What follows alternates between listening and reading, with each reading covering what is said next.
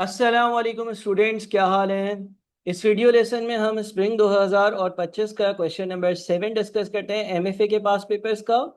और ये specific question जो है वो आपका कॉस्ट ऑफ कैपिटल का जो एरिया है, कॉस्ट ऑफ कैपिटल का जो एरिया है यानी कि weighted average cost of capital का जो टॉपिक है उससे पर्टेन करता है। तो चले जी, सवाल की डिस्कशन शुरू करते हैं, सॉल्व करते हैं, डिस्कस करते हैं। सवाल में लिखा हुआ है XYZ limited XYZ is engaged in the manufacturing of motorcycles. The following information has been extracted from the financial statements of XYZ as of 31st December 2024. Ordinary share capital rupees 10 each, 100 million amount है। 20% irredeemable preference shares। irredeemable का मतलब वो कभी redeem नहीं होंगे, हमेशा की investment होगी। प्रेफरेंस शेयर्स हैं तो इनको दिया जाने वाला रिटर्न जो है वो डिविडेंड होता है, और इनको ऑर्डिनरी शेयर होल्डर से पहले इनका रिटर्न दिया जाता है। 10% बैंक लोन है, बैंक से लोन लिया है 20 मिलियन का, और इस तरह से ये कंपनी की टोटल जो है वो फाइनेंसिंग हुई हुई है। एडिशनल इंफॉर्मेशन में the details of the dividend in the last 4 years are as follows. Year 2021, 22, 23, 24 का जो डिविडेंड है वो 6, 6.5, 7, 8 रुपए है। XYZ ordinary share price is quoted at rupees 104 come dividend. Come dividend का मतलब ये होता है कि ये शेयर जो प्राइस है, इस शेयर प्राइस में डिविडेंड का भी एक इम्पैक्ट शामिल है, और ये पर शेयर वैल्यू दी भी आपको। And is expected to grow at 5% per annum. Share की प्राइसेस 5% पर एनम से इंक्रीज होती हैं। Preference share price is quoted at rupees 200 per share. Applicable tax rate is 30%. Current equity beta is 1.2. फिर new investment के बारे में कुछ details हैं। लिखता है कि XYZ plans to set up an assembly unit for electric motorcycles. The estimated project cost is rupees 50 million. इसके लिए मुझे 50 मिलियन चाहिए होंगे, which will be financed through 12% convertible debentures rupees 100 each. 12% जो है वो इसका कोपॉन रेट कहलाता है, जितना एनुअल इंटरेस्ट दिया जाएगा। Debenture holders will have the right to either convert each bond into one ordinary share or redeem it at a premium of 10% above par value of the bond at the end of the third year. A. Compute XYZ's weighted average cost of capital for the existing business. Calculate the impact of the new investment of XYZ's WACC. इस सवाल को solve करने से पहले क्या information आपके पास होनी चाहिए? आपको कन्वर्टेबल बॉन्ड्स के बारे में पता होना चाहिए क्या होते हैं, इस पे लेक्चर रिकॉर्डेड है। आपको कैपिटल एसेट प्राइसिंग मॉडल पता होना चाहिए। आपको जो है वो डिविडेंड ग्रोथ मॉडल पता होना चाहिए। डिविडेंड के जरिए जो शेयर की प्राइस निकाली जाती है उसका कॉन्सेप्ट पता होना चाहिए। बेसिक कंपाउंडिंग डिस्काउंटेड IRR पता होना चाहिए। तब आप ये सवाल अटेम्प्ट कर सकते हैं, क्योंकि यहाँ पर हम प्रैक्टिस कर रहे हैं क्वेश्चंस की, तो कॉन्सेप्ट्स को इतना ज़्यादा हाईलाइट नहीं किया जाएगा, बट प्रैक्टिस पर हमारा मेन फोकस होगा। अब सबसे पहले उसने हमें पूछा है कि करंट जो मौजूदा वैक है बिजनेस का वो कैलकुलेट करो। वैक कैलकुलेट करने के लिए हमें क्या चाहिए होता है? जो भी पर्टिकुलर इंस्ट्रूमेंट्स हैं उनकी मार्केट वैल्यू चाहिए होती है, और उनकी जो कॉस्ट होती है परसेंटेज में वो चाहिए होती है। और हमारे पास तीन इंस्ट्रूमेंट्स हैं। ऑर्डिनरी शेयर कैपिटल है, इरिडीमेबल प्रेफरेंस शेयर्स हैं, और बैंक का लोन है। ये याद रखिएगा कि क्योंकि मैं सिर्फ प्रैक्टिस करवा रहा हूं तो मैं शॉर्ट फॉर्म्स यूज कर रहा हूं। आपने अपने पेपर में कंप्लीट कंप्लीट सेंटेंसेस मेंशन करने हैं। जिस तरह से ऑर्डिनरी शेयर कैपिटल की जगह OSC नहीं लिखना, मार्केट वैल्यू की जगह भी कोशिश करेंगे पूरा मार्केट वैल्यू लिख लें। बहरहाल मेरा काम यह है कि मैं आपको सवाल समझा सकूं। अब यहाँ पर हम सबसे पहले बैंक लोन की बात करते हैं। बैंक लोन जो है वो 20 मिलियन का है। सारी वर्किंग्स में इन मिलियन कर रहा हूँ। आप यहाँ पर टॉप पे लिखेंगे रुपीज इन मिलियन। ठीक है। बैंक लोन जो है वो हमारे पास 20 मिलियन का बैंक लोन है। और जो बैंक लोन होता है ना, उसकी मार्केट वैल्यू भी वही होती है। आपने बैंक से लोन लिया हुआ होता है और आपने वही वैल्यू वापस करनी होती है, कोई ट्रेडेबल प्रोडक्ट नहीं है। तो इसकी मार्केट वैल्यू 20 मिलियन ही होगी। इसकी कॉस्ट यहाँ पर 10% लिखी हुई है, 10% बैंक लोन। लेकिन अगेन वही वाला कॉन्सेप्ट कि जब मैं कोई लोन लेता हूं तो उसके अगेंस्ट जब मैं इंटरेस्ट पे करता हूं तो उसकी वजह से मेरा टैक्स एक्सपेंस जो है वो रिड्यूस होता है, यानी कि मेरी जो नेट कॉस्ट होती है वो कंपैरेटिवली कम होती है। यहाँ पर 30% का एप्लीकेबल टैक्स रेट है, तो मेरी जो नेट कॉस्ट होगी ना, वो नेट कॉस्ट कुछ इस तरह से कैलकुलेट हो सकती है बैंक लोन से रेलिवेंट, कि मैं 10% को मल्टीप्लाई कर दूं 0.7 से। 0.7 कहाँ से आया? 30% का आप टैक्स है तो net amount 1 minus tax rate से 0.7 बचता है। ये फॉर्मूला अभी पहले डिस्कस किया गया है। तो आपके पास 7% का ये वाला बैंक लोन जो है इस पर आपको कॉस्ट पे करनी है। और अगर मैं 20 मिलियन का लोन जो है उस पर 7% के हिसाब से कॉस्ट पे करता हूँ तो मेरे पास जो रुपीज में जो कॉस्ट आएगी, कॉस्ट इन रुपीज, और सारी चीजें जो है वो मैं इन मिलियंस कर रहा हूँ, इन मिलियंस कर रहा हूँ सारी वर्किंग्स। तो हमारे पास पहली जो कॉस्ट होगी वो होगी 20 × 7%, 20 × 0.07 यानी कि 1.4 मिलियन। ठीक है जी। बैंक लोन के हवाले से कोई भी कॉम्प्लेक्स चीज नहीं थी, जो उसका अमाउंट है वही उसकी मार्केट वैल्यू है। और टैक्स का इम्पैक्ट हमने ले लिया जिस तरह से किसी भी डेट इंस्ट्रूमेंट पर हम उसका इम्पैक्ट ले रहे होते हैं। फिर आ जाते हैं प्रेफरेंस शेयर्स पर। अच्छा जी, प्रेफरेंस शेयर्स है उनकी जो मार्केट वैल्यू चल रही है ना वो 200 चल रही है। अब यहाँ पर ये जो 20 मिलियन है ये तो इसकी बुक की वैल्यू है और इसके हिसाब से 100 ईच की पार वैल्यू वाले ये प्रेफरेंस शेयर्स थे। तो अब प्रेफरेंस शेयर्स की जो मार्केट वैल्यू है वो कैसे कैलकुलेट होगी? मैं 20 को डिवाइड कर देता हूँ 100 से और मल्टीप्लाई कर देता हूँ 200 से, तो ये आ जाएगा मेरे ख्याल में 40 मिलियन। करेक्ट, यहाँ पर आपके पास ये 40 मिलियन आएगा। अच्छा सर, इसकी क्या लॉजिक है? 20 मिलियन इनकी पार वैल्यू थी और एक प्रेफरेंस शेयर की पार वैल्यू 100 थी। तो मैंने 20 मिलियन यानी कि टोटल पार वैल्यू से जब 100 को 100 से डिवाइड किया तो नंबर ऑफ यूनिट्स आ गए। 20 मिलियन को आप 100 से डिवाइड करेंगे तो नंबर ऑफ प्रेफरेंस शेयर्स आ जाएंगे, क्योंकि 20 मिलियन टोटल अमाउंट है और एक 100 का है तो कितने हैं भाई? 20 मिलियन डिवाइडेड बाई 100। और उनकी अभी जो मार्केट वैल्यू चल रही है वो 200 चल रही है, तो 200 से मल्टीप्लाई किया तो इनकी टोटल मार्केट वैल्यू आ गई जो कि 40 मिलियन है। अच्छा, इनको क्या दिया जाता है? इनको कितना रिटर्न दिया जाता है? इनको 20% का रिटर्न दिया जा रहा है। ठीक है जी, इनको कितना रिटर्न दिया जा रहा है? इनको 20% का रिटर्न दिया जा रहा है। अगर आप यहाँ पर देखते हैं तो ये 10% बैंक लोन का था और इनको 20% का रिटर्न दिया जा रहा है। तो क्या सर इनकी भी कॉस्ट 20 ही बनती है? अब जरा गौर से सुनिएगा मेरी बात को। देखिए, इनकी जो पार वैल्यू थी ना वो 100 थी। इनकी जो पार वैल्यू थी ना वो 100 थी। जब 20% इरिडीमेबल प्रेफरेंस शेयर्स लिखा हुआ हो तो इनको जो रिटर्न मिल रहा है ना वो कैलकुलेट होता है एज 100 × 20%, विच इज 20। यानी कि किसी के पास भी एक प्रेफरेंस शेयर है, अगर किसी बंदे के पास भी एक प्रेफरेंस शेयर है तो उसको 20 का डिविडेंड दिया जा रहा है। 100 that is par value multiplied by जो रेट दिया हुआ है दैट इज 20%, वो हमेशा पार वैल्यू पर अप्लाई होता है। डेट इंस्ट्रूमेंट्स के लिए कूपन रेट होता है और वो उनकी जो पार वैल्यू होती है उस पर अप्लाई होता है, और यहाँ पर भी इसी तरह से 20% का रेट इसकी पार वैल्यू पर अप्लाई होगा। इसका मतलब एक प्रेफरेंस शेयर होल्डर को मैं 20 रुपए का रिटर्न दे रहा हूं। ठीक है जी, 100 उसकी पार वैल्यू और मल्टीप्लाई बाई 20%। लेकिन क्या उस जो इन्वेस्टर होगा क्या वो ये सोचेगा कि भाई मुझे जो है वो हर 100 रुपए की इन्वेस्टमेंट पर 20 रुपए मिल रहा है? नहीं। क्यों सर, ऐसा क्यों नहीं सोचेगा?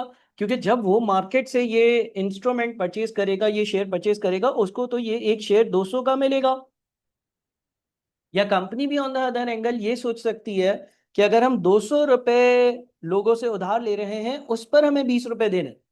याद रखिएगा, कैलकुलेशन तो 100 × 20% से हो रही है, क्योंकि 100 उसकी पार वैल्यू है, 20 का रिटर्न का रेट है।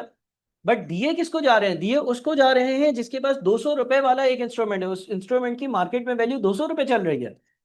अगर एक बंदा 200 रुपए लगाता है और उसको 20 रुपए उस 200 पे मिलते हैं तो वो तो 10% कमा रहा है, वो 20% नहीं कमा रहा।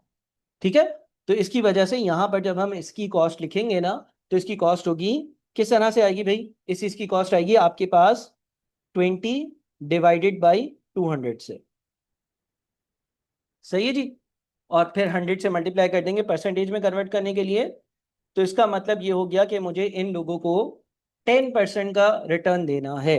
इनको 10% का रिटर्न देना है। ठीक है जी, ये दो कंपोनेंट्स बड़े फेयर, सिंपल, स्ट्रेट फॉरवर्ड थे। अच्छा सर, यहाँ पर एक और सवाल है। सर, यहाँ पर आपने टैक्स वाला इम्पैक्ट क्यों नहीं लिया? बैंक लोन में तो लोन 10% का था, आपने 10% का अगर इंटरेस्ट देना है तो आपने ये बोला कि भाई मेरा जो नेट खर्चा है वो तो 10% नहीं होगा, वो 7% होगा। उसकी लॉजिक भी आपने हमें सेपरेट चैप्टर्स में समझाई है, डेटा इंस्ट्रूमेंट्स के केसेस में समझाई है, लेकिन प्रेफरेंस शेयर्स में वो क्यों अप्लाई नहीं कर रहे हो? ये तो इररिडीमेबल प्रेफरेंस शेयर्स हैं। देखिए, प्रेफरेंस शेयर होल्डर्स को दिया जाता है डिविडेंड। डिविडेंड दिया जाता है PAT, प्रॉफिट आफ्टर टैक्स के बाद। तो इसलिए यहाँ पर वो चीज़ हमने अकाउंट फॉर नहीं करी है, और ये हमारी नेट कॉस्ट है, हमें एक बंदे को 20 रुपए ही देने हैं, उसके अगेंस्ट हमें टैक्स का बेनिफिट नहीं होगा, जिस तरह से ऑर्डिनरी शेयर होल्डर्स के डिविडेंड में भी नहीं होता। अब आ जाते हैं ordinary share holders. Ordinary share holders के बारे में क्या कहानी है? अच्छा जी, एक तो आपको जो है ना यहाँ पर बुलेट नंबर 2 में ये जो एक बात लिख कर दे दी कि भाई ये जो वैल्यू है ना ये कम डिव वैल्यू है, ठीक है ना। इसको मैंने सेपरेट लेसन्स में भी डिस्कस किया है। दो तरह की वैल्यूज होती हैं, एक एक्स डिव होती है, एक्स डिविडेंड या एक्स डिव, और एक होती है कम डिव या कम डिविडेंड। देखिए मिसाल के तौर पर एक कंपनी का यहाँ पर सिनेरियो क्या चल रहा है, आप देखें यहाँ पर स्टेरिक डालकर 8 रुपीज भी लिखा हुआ है। देखिए कंपनी का शेयर जो है ना वो 96 रुपीज पर है, मार्केट में 96 रुपीज का मिल रहा है। कंपनी ने ये डिक्लेयर किया कि आज रात को, समझाने के लिए कर रहा हूँ थोड़ा सा, उसका एक पीरियड होता है। लेट्स एज्यूम दोपहर के 1 बजे एक शेयर कंपनी का 96 रुपीज का है।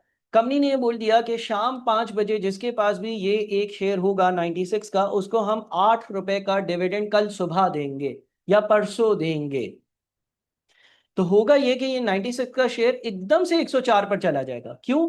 क्योंकि अब बेचने वाला ये बोलेगा कि 96 इसकी अपनी वैल्यू है, और अगर तुम मुझसे ये शेयर आज खरीदते हो और शाम 5 बजे ये तुम्हारे नाम पर होगा, तो तुम्हें 96 का फायदा थोड़ी होगा। 96 तो इसकी अपनी वैल्यू है ही है। अलबत्ता जब मैं तुम्हें ये शेयर बेचूंगा तो तुम्हें फौरन ही शाम को 5 बजे कल सुबह परसों जब भी कंपनी डिविडेंड देने वाली है 8 रुपए डिविडेंड के तौर पर मिलेंगे, तो मैं तुमसे 104 रुपए लूंगा। इसलिए 104 रुपए लूंगा क्योंकि 8 रुपए तो तुम्हें फौरन मिल जाने हैं। 8 रुपए तो तुम जैसे ही तुम्हारे शेयर नाम पर होगा, 1 दिन 2 दिन 7 दिन में जो भी टाइम पीरियड है उसमें तुम्हें मिल जाने हैं। बाकी 96 इसकी अपनी वैल्यू है, तो 104 रुपए तो कम डिव वैल्यू क्या होती है? जब कंपनी डिविडेंड डिक्लेयर कर रही होती है और देने वाली होती है तो उसके शेयर की प्राइसेस में इजाफा आ जाता है। इसको मैं एक सेपरेट लेसन में भी डिस्कस करूंगा।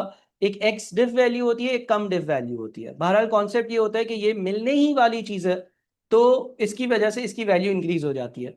इसके लिए मैं एक और एग्जाम्पल लेता हूँ और जनरली बच्चों को समझाता हूँ। वो ये है कि एज्यूम कर लें आप कोई प्रॉपर्टी खरीद रहे हैं, वो प्रॉपर्टी 1 करोड़ रुपए की है, ठीक है। और हर पहली तारीख को वो प्रॉपर्टी किसी को किराए पर दी गई है, तो हर पहली तारीख को 2 लाख रुपए किराया आता है या लाख रुपए किराया आता है, ठीक है। 1 करोड़ की एक प्रॉपर्टी है और लाख रुपए हर पहली तारीख को उस प्रॉपर्टी से किराया आता है। अब लेट से वो प्रॉपर्टी आपकी, आप किसी को बेच रहे हो, 31 तारीख है, आपने जो खरीद रहा है प्रॉपर्टी, एज्यूमिंग, वैसे तो ऐसा नहीं है, एज्यूमिंग के स्विफ्टली ट्रांसफर हो रही है प्रॉपर्टी, आपके नाम पर चली जाएगी। तो मैं जिसको प्रॉपर्टी बेचूंगा ना, मैं उसको बोलूंगा यार 1 करोड़ इस प्रॉपर्टी की वैल्यू है, लेकिन तुम मुझे 1 करोड़ और 1 लाख रुपए पे करो। वो बोलेगा क्यों? तो तुम उसको समझाओगे देखो आज 31 तारीख है, मैं प्रॉपर्टी तुम्हारे नाम कर रहा हूँ, पूरे महीने पिछले प्रॉपर्टी मेरे नाम पर थी, उसी तौर पर कल सुबह जो किराया आने वाला है वो मेरा बनता है, लेकिन तुम्हारे नाम पे प्रॉपर्टी हो जाएगी, किराया तुम्हें मिलेगा।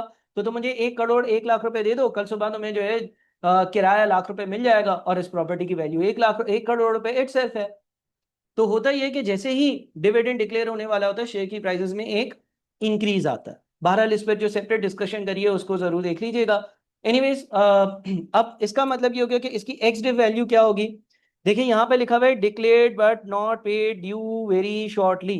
इसका मतलब ये कि 104 रुपए में इस 8 रुपए के डिविडेंड का इम्पैक्ट भी शामिल है। इसकी जो एक्स डिव वैल्यू होगी वो 104 - 8 यानी कि 96 होगी, और ये 96 की वैल्यू हम अपनी इन्वेस्टमेंट्स के तौर पर यहाँ पर जो है वो अपनी वैक की वर्किंग में कंसिडर कर रहे होते हैं। अब 100 मिलियन इनकी पार वैल्यू है, एक ऑर्डिनरी शेयर की वैल्यू 10 है, लेकिन उसकी मार्केट वैल्यू 96 है। सर इतना बड़ा फर्क होता है पार वैल्यू और मार्केट वैल्यू में? होता है, क्यों नहीं होता, बिल्कुल होता है। तो आप सर इसकी मार्केट वैल्यू के लिए क्या करेंगे? 100 / 10, 100 टोटल पार वैल्यू थी, 10 से डिवाइड किया, एक शेयर नंबर ऑफ शेयर्स आ गए, मल्टीप्लाइड बाय 96। तो हमने किया 100 / 10 मल्टीप्लाइड बाय 96, ये बनता है 960 मिलियन। 960 मिलियन ये बन जाता है, ठीक है जी।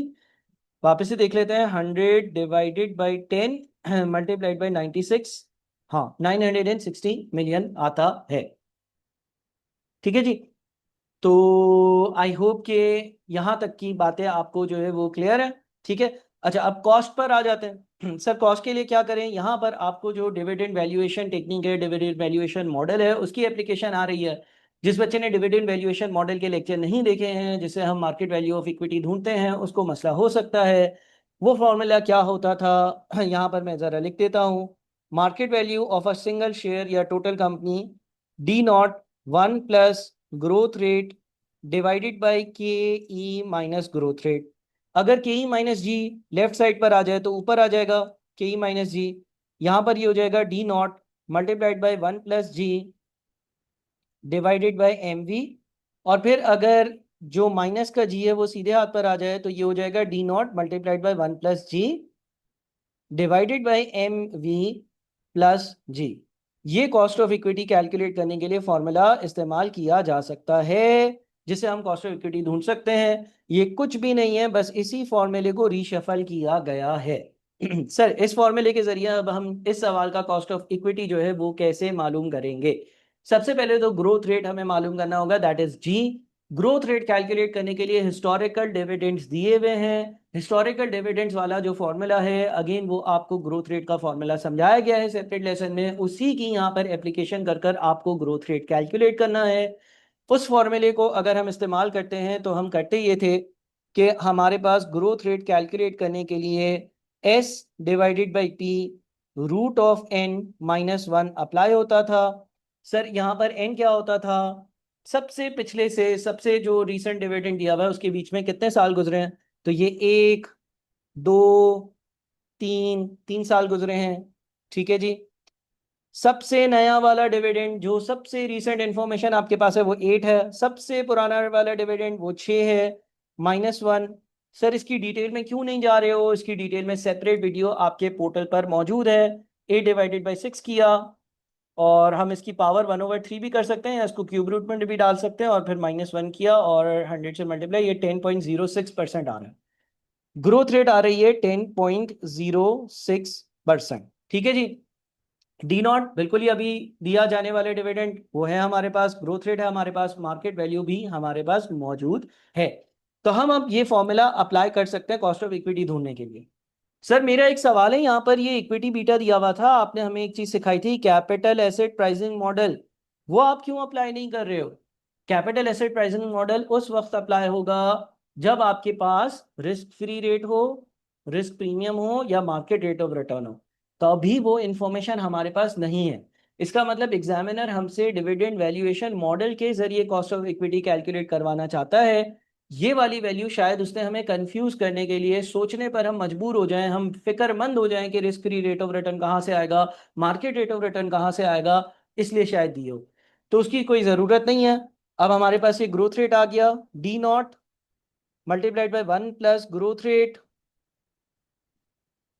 डिवाइडेड बाई, अच्छा अब क्योंकि मैं एक शेयर का डिविडेंड दे रहा हूं तो नीचे भी मार्केट वैल्यू पर शेयर लेंगे, यानी कि 96 प्लस 10.06%। क्या बन जाता है भाई ये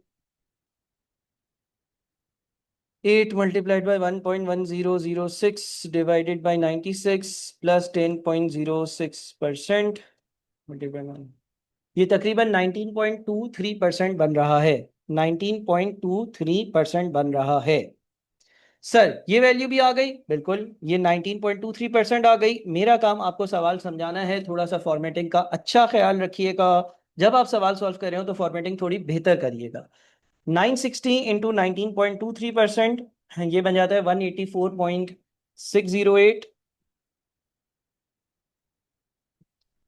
उसके बाद फिर 40 इंटू 10%, ये बन जाता है 4। तो इसका मतलब हमारे पास, अच्छा वैक कैलकुलेट करने के भी मुख्तलिफ तरीके हैं ना। इसमें मैं क्या कर रहा हूँ 184.608 प्लस 4 प्लस 1.4, ये टोटल आता है 190.008, 190.008। और यहाँ पर 960 प्लस 40 प्लस 20, यह आता है 1020। तो हमारा वैक वैक कैलकुलेट करने के मुख्तलिफ फॉर्मूले हैं। यहाँ पर वैक आ जाएगा 190.008 divided by 1020 multiplied by 100%, percentage में कन्वर्ट करने के लिए तो 190.008 डिवाइडेड बाय 1020 मल्टीप्लाइड बाय 100, ये बनता है 18.63%। ठीक है जी, 18.63%। यह हमारा सवाल का पहला पार्ट सॉल्व हुआ। कुछ चीज़ें मैंने रिकैप करी, कुछ चीज़ों का मैंने रेफरेंस दिया कि पहले पढ़ी नहीं है, ताकि हमारा टाइम भी साथ में सेव हो रहा हो। और ये हमारा 7 मार्क्स वाला पहला पार्ट था जो हमने सॉल्व कर लिया। ठीक है जी। अच्छा जी, दूसरे पार्ट में क्या बोलते हैं, calculate the impact of the new investment on XYZ वैक। यानी कि ये जो नई वाली इन्वेस्टमेंट है इसकी वजह से वैक में क्या तब्दीली आएगी, क्या चेंजेस आएंगे, ये बताएं। अच्छा, नई इन्वेस्टमेंट के लिए उसने बोला है नई इन्वेस्टमेंट करने के लिए मैं कन्वर्टेबल बॉन्ड्स का इस्तेमाल करूंगा। कन्वर्टेबल बॉन्ड्स जो है ना, इसके बारे में भी आप लोगों के पास जो है वो लेक्चर्स मौजूद हैं। कन्वर्टेबल बॉन्ड्स को भी डिटेल में डिस्कस किया गया है। उस लेक्चर को देख कर फिर आपने ये सवाल करना है, डायरेक्टली ये सवाल नहीं करना, क्योंकि इस सवाल में मैं अगर चीज़ें रिपीट भी करूंगा तो मैं 100% कॉन्टेक्ट जो है उसका कन्वर्टेबल बॉन्ड्स का वो तो नहीं कर सकता। कन्वर्टेबल बॉन्ड्स वो होते थे जो फ्यूचर में कन्वर्ट हो सकते थे। पहले हम ये रियलाइज करते थे, पहले हम ये अंडरस्टैंड करते थे, पहले हम ये समझते थे कि कन्वर्टेबल बॉन्ड्स एक्सरसाइज होंगे या नहीं। उसके लिए हम ये देखते थे कि रिडेम्पशन पर जो पैसे मिलेंगे या जिन शेयर्स में ये चीज कन्वर्ट होगी उन दोनों में से हायर क्या है, ज्यादा वाली वैल्यू क्या है। तो यहाँ पे लिखा हुआ है the estimated project cost is ₹50 million which will be financed through 12% convertible bonds ₹100 each. Debenture holders will have the right to either convert bond each bond into one ordinary share. या तो कन्वर्टेबल बॉन्ड 3 साल के आखिर में एक share में convert हो जाएगा और redeem it at a premium of 10% above the par value of the bond at the end of the third year. तीसरे साल के आखिर में बॉन्ड होल्डर को यह पूछा जाएगा कि या तो तुम कंपनी का एक शेयर ले लो, छोड़ो अपने पैसे, या फिर 100 प्लस रिडेम्पशन एट पार है 10% पर, तो ₹110 ले लो। तो इफेक्टिवली जब हम बॉन्ड होल्डर की बात करेंगे तो बॉन्ड होल्डर को दो ऑप्शन दिए जाएंगे। Option number 1, redemption at premium. Option number 1 होगा रिडेम्पशन एट प्रीमियम, ₹110 मिल जाएंगे। ऑप्शन नंबर 2 होगा शेयर्स में कन्वर्जन। ऑप्शन नंबर 2 होगा कि शेयर्स में कन्वर्जन हो जाए। शेयर्स में कन्वर्जन होगी तो एक शेयर मिलेगा। अच्छा, ये शेयर मिलेगा कब? ये शेयर मिलेगा 3 साल बाद, आज नहीं मिलेगा। जिस दिन बॉन्ड होल्डर से पूछा जाता है वो बॉन्ड का आखिरी दिन होता है, तीसरे साल का आखिरी दिन होता है। अगेन मैं कह रहा हूं कि इसके बारे में जो वीडियो बनाई है वो जरूर देखिएगा, उसमें इसको बहुत डिटेल में मैंने एक्सप्लेन किया है एक एक बात को। बहरहाल यहां पर क्या होगा, आपको यहाँ पे लिखा हुआ नजर आ रहा है expected to grow at 5% per annum. Share की प्राइस हर साल 5% से ग्रो हो रही होगी, बिल्कुल सर नजर आ रहा है। आज जो शेयर की प्राइस है वो 96 है, ये भी हमने देखी थी। और अगर ये 5% से 3 साल तक ग्रो हो रही हो तो 3 साल बाद कितनी बन जाएगी? या तो आप 96 को पहले 5% से इंक्रीज करें, फिर वापस इंक्रीज करें, फिर वापस इंक्रीज करें, या फिर S is equal to P1+I⁻n वाला फॉर्मूला अप्लाई कर दें। S is equal to P1+I⁻n वाला फॉर्मूला अगर आप इस्तेमाल करेंगे तो इसमें P आपके पास प्रेजेंट वैल्यू होगी, यानी कि आज की वैल्यू होगी जो कि 96 है। ग्रोथ रेट है 5% की और 3 साल की बात हो रही है। तो अगर हम 96 को मल्टीप्लाई कर देते हैं 1.05 की पावर 3 से, तो ये आ जाता है 111.132। 111.132। इसका मतलब ये हो गया कि 3 साल बाद एक शेयर की जो वैल्यू होगी, 3 साल बाद एक शेयर की जो वैल्यू होगी वो 111.132 होगी। अब बॉन्ड होल्डर क्या करेगा? बॉन्ड होल्डर जाहिर है अपना फायदा सोचेगा। कंपनी ने पूछा बताओ भाई ₹110 दे दें या तुम्हें एक शेयर दे दें जो कि 111.132 का है, तो तुम्हें क्या चाहिए? तो बॉन्ड होल्डर बोलेगा भाई मुझे शेयर दो, उसकी वैल्यू ज्यादा है। अब यहाँ पर एक बार क्लास में मुझसे एक स्टूडेंट ने पूछा सर मैं बॉन्ड होल्डर हूँ, मुझे शेयर नहीं चाहिए, मुझे कंपनी में ओनरशिप नहीं चाहिए, फिर मैं क्यों शेयर लूंगा? अकलमंद इंसान, शेयर लेना उसकी वैल्यू ज्यादा है, बेच लेना, पैसे में कन्वर्ट करवा लेना। बात समझ रहे हो? तो इस चीज का ख्याल रखना कि हमेशा हायर वाली वैल्यू सेलेक्ट होगी। ठीक है जी। अच्छा जी, कन्वर्टेबल बॉन्ड की मार्केट वैल्यू कैसे कैलकुलेट होगी? कन्वर्टेबल बॉन्ड की मार्केट वैल्यू क्या दी हुई है हमें? क्या दी हुई है हमें? लेकिन नहीं, हमें यह पता है कि हम जो कन्वर्टेबल बॉन्ड्स इशू करेंगे एक बॉन्ड की मार्केट वैल्यू नहीं ढूंढ सकते, कोई मसला नहीं है। हमें बॉन्ड्स इतने रुपए के इशू करने हैं कि वो 50 मिलियन टोटल बन जाए। ठीक है। देखिए, एक कन्वर्टेबल बॉन्ड की मार्केट वैल्यू वैसे कैसे कैलकुलेट होती है, फ्यूचर के इसके जितने भी कैश फ्लोज हैं उसको डिस्काउंट ऑफ कर लो, एक कन्वर्टेबल बॉन्ड की मार्केट वैल्यू आ जाएगी। लेकिन क्या करना है उसको कैलकुलेट कर कर, क्या उसकी जरूरत है? उसके बगैर भी सवाल सॉल्व हो सकता है। देखें, अगर आप मार्केट वैल्यू में कन्वर्ट कर लेंगे और 50 मिलियन को मार्केट वैल्यू से डिवाइड करेंगे तो नंबर ऑफ कन्वर्टेबल बॉन्ड्स आ जाएंगे, लेकिन उसकी जरूरत है क्या? मुझे नहीं लगता होगी। होगी तो कर लेंगे। अच्छा, कन्वर्टेबल बॉन्ड का जो कॉस्ट ऑफ डेट है वो कैसे कैलकुलेट करेंगे? क्या सर 12% जो दिया हुआ है वो कॉस्ट ऑफ डेट है? नहीं, वो नॉमिनल या कोपॉन रेट है। वो सालाना इंटरेस्ट की वजह से, सालाना इंटरेस्ट की अमाउंट जो है उसकी वजह से आपको दिया जाता है कि कैसे कैलकुलेट करनी है। अच्छा जी, वैसे आप 100 पे ही इशू कर रहे हो तो वही इसकी करंट मार्केट वैल्यू भी होगी। अब मैं इसके अगर कैश फ्लोज ड्राफ्ट करता हूं तो यह नंबर 0 है, यह नंबर 1 है, 2 है और 3 है। कैश फ्लोज लिख देता हूं अगर, तो देखें आज आप किसी से 100 रुपए लेंगे, बदले में उसको 100 का 12%, 100 का 12% कितना बनता है? 100 का 12% बन जाता है 12 रुपए का, उसको रिटर्न देंगे। लेकिन अगेन ये डेट इंस्ट्रूमेंट है। डेट इंस्ट्रूमेंट में जब आप इंटरेस्ट अपनी बुक्स में चार्ज कर देते हो तो आपकी टैक्स की लायबिलिटी कम हो जाती है। टैक्स का रेट 30% है, तो 12 का 70% लेने बचा हुआ 8.4 का इंटरेस्ट पहले साल जाएगा, 8.4 का इंटरेस्ट दूसरे साल जाएगा, और तीसरे साल 8.4 का इंटरेस्ट और 111.132 की रिडेम्पशन होगी, यानी कि 119.532 जाएंगे। ये आपने कैश फ्लोज बना लिए। डिस्काउंट फैक्टर्स कैलकुलेट कर लेते हैं किसी भी एक रेलेवेंट करीब तरीन परसेंटेज पर जो कूपन रेट के पास पास हो। लेट से 10% के डिस्काउंट फैक्टर्स यूज करते हैं। आईआरआर ढूंढ रहा हूं, cost of debt is IRR, correct. 1/1.1, ये तो 1 ही होता है। अब ये आपको पता है ना डिस्काउंटिंग कैसे करनी है। 1/1.1 की पावर 1, तो ये आता है 0.909। 1.1 की 1/1.1 की पावर 2 0.823, फिर 1/1.1 की पावर 3 यानी कि 0.751। ठीक है जी। अच्छा जी, प्रेजेंट वैल्यू निकालते हैं। ये -100 है, उसके बाद 8.4 मल्टीप्लाइड पे 0.909, 7.635, उसके बाद 8.4 मल्टीप्लाइड बाई 0.823 यानी कि 6.913, उसके बाद 119.532 मल्टीप्लाइड बाई 0.751 यानी कि 89.77, 89.77। इसको कर देते हैं हम टोटल। 7.635, 6.913 प्लस 89.77 माइनस 100, यह आ जाता है पॉजिटिव का 4.318। अब अगर ये पॉजिटिव आ रहा है तो एक और रेट चाहिए होगा जो इससे ज्यादा हो। डिस्काउंट फैक्टर कैलकुलेट कर लेते हैं 15% के हिसाब से। पहला 1 होगा, दूसरा 1/1.15 की पावर 1 तो 0.869 आ जाता है। उसके बाद फिर अगला आ जाता है 1/1.15 की पावर 2 यानी कि 0.756 आ जाता है। उससे अगला आपके पास 1/1.15 की पावर 3 यानी कि 0.657 आ जाता है। ठीक है जी, इसकी प्रेजेंट वैल्यूज निकाल लेते हैं। अच्छा जी, पहला वाला हमारे पास एक वैल्यू आ गई थी, दूसरी वाली अब हम वैल्यू निकाल रहे हैं।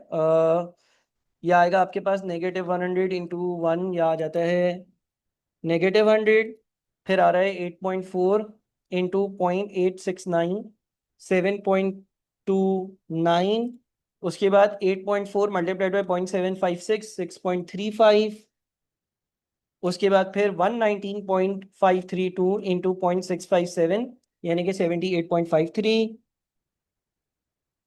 और इसको अगर हम ऐड करते हैं तो 7.29, 6.35, 78.53 माइनस 100, यह आ जाता है नेगेटिव का 7.83। नेगेटिव का 7.8 कर लेते हैं।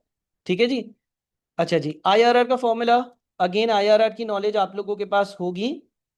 IRR is equals to A% plus NPVA divided by NPVA minus NPVB multiplied by B minus A%।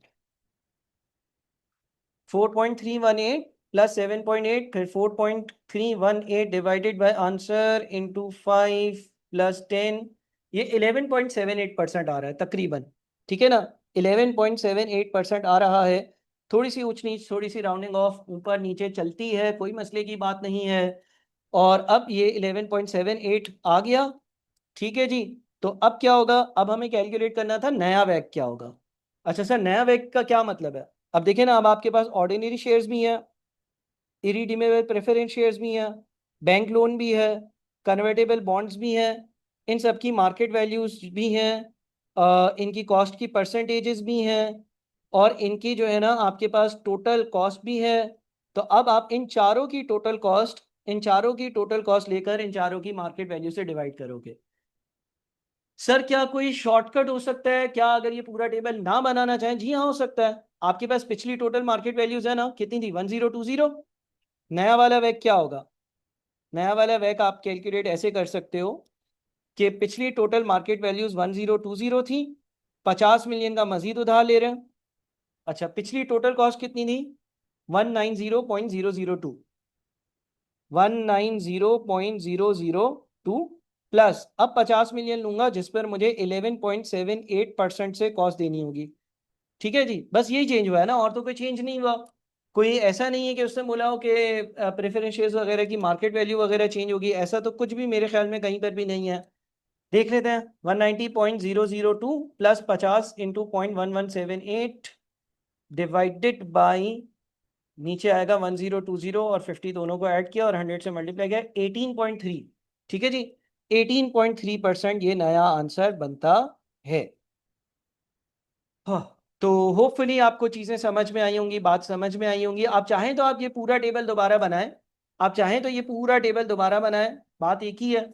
Otherwise आप ये शॉर्टकट मेथड कर लें, आपको पूरे मार्क्स मिलेंगे, क्योंकि इसमें जो दो वैल्यूज ऊपर से ली हैं उसकी आपने ऊपर वर्किंग कर ली है ना पहले। तो जब आपने वर्किंग कर ली है तो ऐसा नहीं है कि आप वर्किंग करे बगैर कोई चीज़ उनको प्रोवाइड कर रहे हो। बाकी ये सारी चीज़ें कहीं ना कहीं पहले हमने डिस्कस करी हैं इस सवाल में, सारे कॉन्सेप्ट्स। कोई भी ऐसा कॉन्सेप्ट मुझे नहीं लगता कि हमने क्लास में डिस्कस ना किया हो। फिर भी अगर 1% भी डाउट हो तो आप इनरोल्ड स्टूडेंट्स के ग्रुप पर या मुझे मैसेज कर सकते हैं, मैं आपको बिल्कुल जवाब दूंगा, बिल्कुल गाइड कर दूंगा। आप इस सवाल की वीडियो को 2-3 बार देखें, एक बार देखें, 2 बार देखें, खुद प्रैक्टिस करें, अपने स्किल्स को पक्का करें। अपना बहुत ख्याल रखें और मुझे व्हाट्सएप पर बहुत तंग करिएगा। Thank you, Allah Hafiz.